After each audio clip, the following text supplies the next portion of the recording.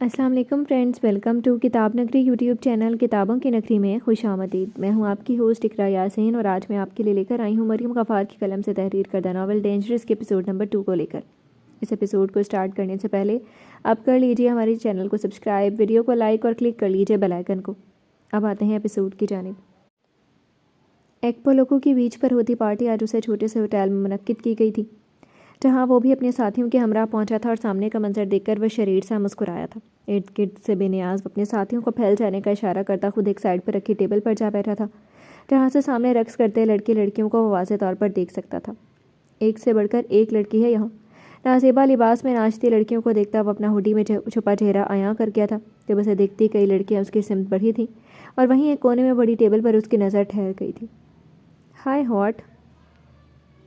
سامنے بیٹھے اس پر اسرار شخص کو دیکھتی 3 لڑکیاں شوخی سے مسکراتی ہوئی اسے دیکھ کر اسپینش میں کہتی اس کی ٹیبل پر آ بیٹھی تھی، جنہیں وہ سرے سے نظر انداز کرتا اٹھ کر جانے لگا تھا۔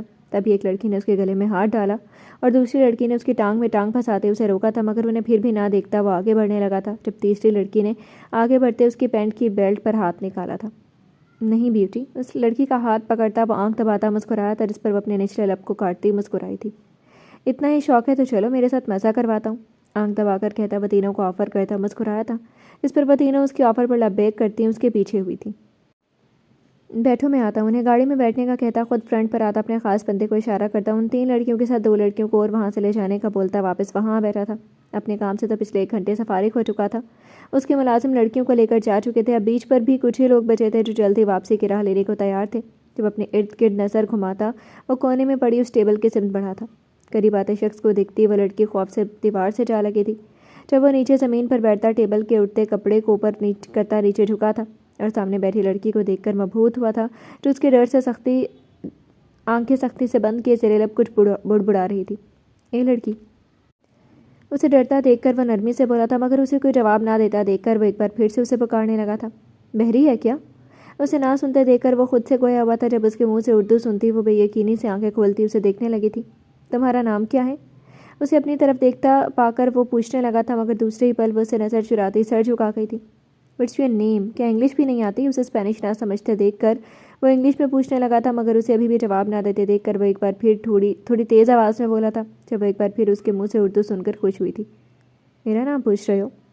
اسے غصے سے اپنی طرف دیکھتا پا کر وہ معصومیت سے بولی تھی۔ اوہ پاکستانی، یس کم آؤٹ۔ اس کی صفائی سے اردو بولنے پر وہ تعجب سے پوچھتا اسے باہر آنے کا بول رہا تھا، جس پر وہ نفی میں سر ہلاتی پیچھے ہوئی تھی۔ نہیں مجھے نہیں آنا باہر۔ کیوں؟ یہ لوگ اچھے نہیں ہیں، وہ نفی میں سر ہلاتی وہ اپنے گھٹنوں کی گرد ہاتھ باندھتی بولی تھی۔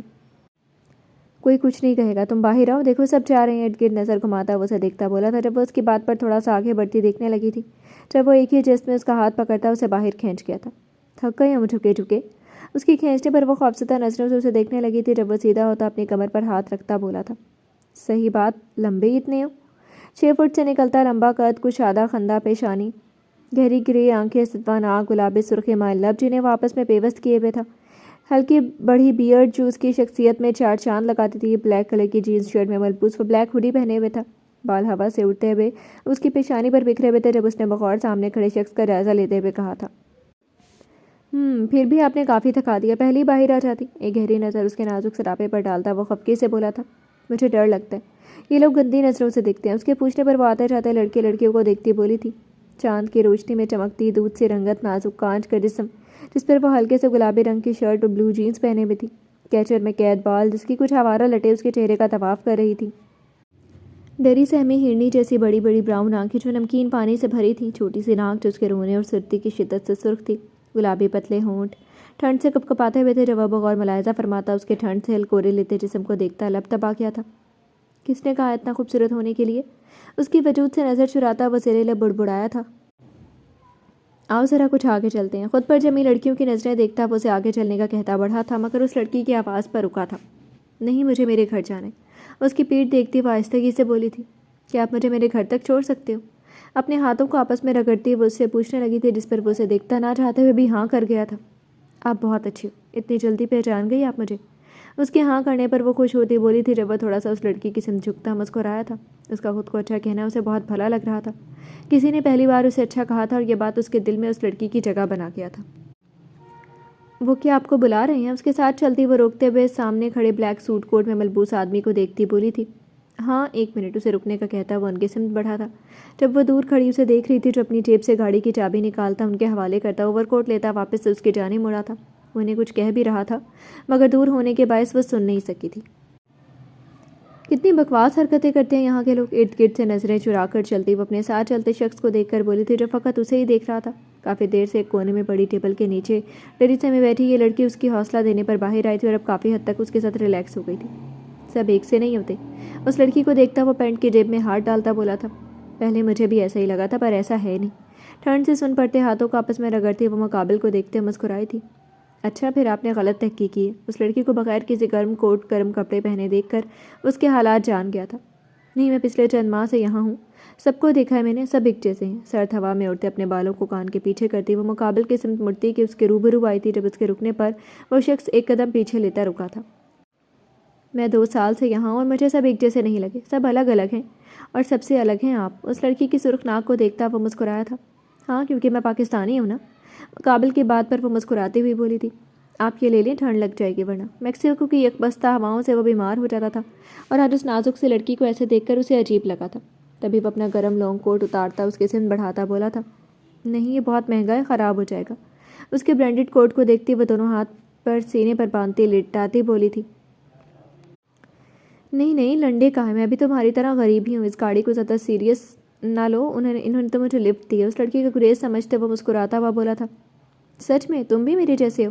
ایسا ہی ہے، خوشی سے پوچھتی اس لڑکی نے اس کی آنکھوں میں دیکھا تھا جس پر وہ کندھے اٹکاتا اس کی آنکھوں میں دیکھنے سے گریز کر گیا تھا۔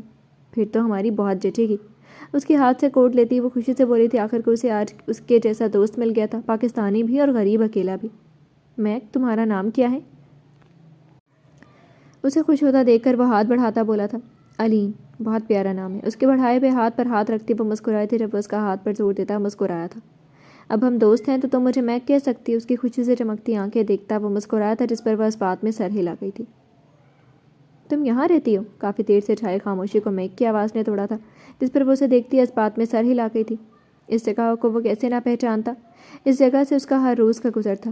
میکسیکو کی یہ چھوٹی سی چول ٹائپ پلیس اریا تھی جہاں غریب لوگ چھوٹے چھوٹے سے لکڑی کے بنے گھروں میں رہ کر اپنا گزارا کرتے تھے، دن بھر ہوٹل سڑکوں پر کام کر کے سب اس وقت اپنے گھر کی راہ پر تھے جب وہ لوگوں کو آتے جاتے دیکھ کر اپنے منہ پر رومال رکھ گیا تھا۔ Thank you. اپنے چھوٹے سے گھر کے سامنے رکتی وہ میک کو دیکھتی مسکرائی تھی جو بار بار پیچھے مڑ کر دیکھ رہا تھا۔ اندر آنے کا نہیں کہو گی مجھے؟ نہیں۔ علین کو دیکھتے وہ مسکرایا تھا جب وہ اس کے اندر آنے کا کہنے پر گھبرائی تھی۔ کیوں؟ میں تمہیں نہیں جانتی۔ علین کی آواز میں اچانک سے خوف محسوس کرتا ہوا آئیبروز کاتا بولا جاتا جب وہ نفی میں سر ہلاتی اندر کی سن بڑھی تھی۔ میں تمہیں بحفاظت تمہارے گھر تک لایا ہوں، پانی بھی نہیں پوچھو گی؟ کیا پانی ہی پلا دو انسانیت کے ناطے؟ جلدی میں کہتا وہ خود ہی دروازہ کھولتا اندر داخل ہوا تھا۔ ڈرو نہیں علین، ابھی واپس چلا جاؤں گا۔ میں کے زبردستی گھر میں داخل ہونے پر وہ اس سے 4 فٹ کے فاصلے پر جا کھڑی ہوئی تھی۔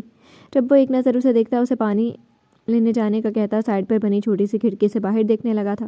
پانی۔ چند منٹ بعد وہ پانی کا گلاس لے کر وہاں آئی تھی مگر اسے وہاں نہ پاتی وہ پریشان ہوئی تھی کہ تبھی ڈور پر لگی چٹ دیکھ کر وہ اس کی سمت بڑھی تھی۔ سوری علین، میرا مقصد تمہیں ڈرانا نہیں تھا۔ میرے باس نے مجھے دیکھ لیا تھا، ان سے چھپنے کے لیے اندر آیا تھا تمہیں دوست سمجھ کر، لیکن اب جا رہا ہوں۔ اپنا خیال رکھنا، اگر دوست پر یقین ہو جائے اور کبھی ضرورت پڑے تو مجھے اس نمبر پر کال کرنا۔ صاف اردو میں لکھے گئے الفاظ پڑھتی وہ مسکرائی تھی اور وہیں اسے اپنی بے وقوفی اور ڈر پر جی بھر کر غصہ آیا تھا۔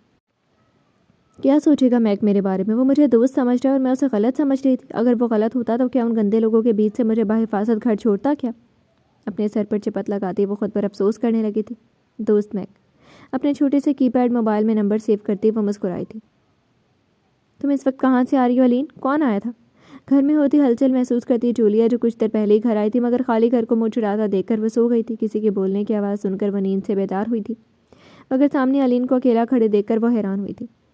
کام سے واپس آ رہی ہوں، اچانک سے جولیا کے پوچھنے پر وہ ڈر سے اچھلی تھی۔ کس کے ساتھ آئی ہو تم؟ مشکوک نظروں سے اسے اوپر سے نیچے تک دیکھتی جولیا نے اس کے پہنے کوٹ کو پکڑ کر دیکھا۔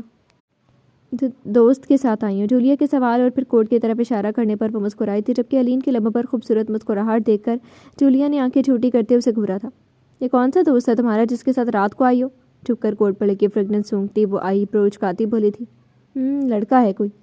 جولیا کے عجیب و غریب سوالات پر وہ سوچ میں پڑی تھی جب اس کی حالت دیکھ کر مسکراتی جولیا نے لفظوں پر خاصا زور دیتے کہا تھا، فریگننس تو بڑی اچھی ہے، لڑکا کیسا ہے؟ लहजे में शरारत समोए वो उसे कंधा मारती पूछ रही थी, जबकि दिल में कई ख्यालात आए थे जिन्हें वो नज़रअंदाज कर गई थी। अच्छा है, आम से लहजे में कहती वो सर झुकाकर वहाँ से चली गई थी। अच्छा है, मतलब बस कोई ऐसा वैसा ही हो गया। अलीन के पीछे आती वह सवाल करती बेड पर बैठ गई थी। नाम क्या है उसका? अपने जहन में चलती उस सोच की नफ़ी करने की खातिर वो अलीन से उस लड़की का नाम पूछ रही थी।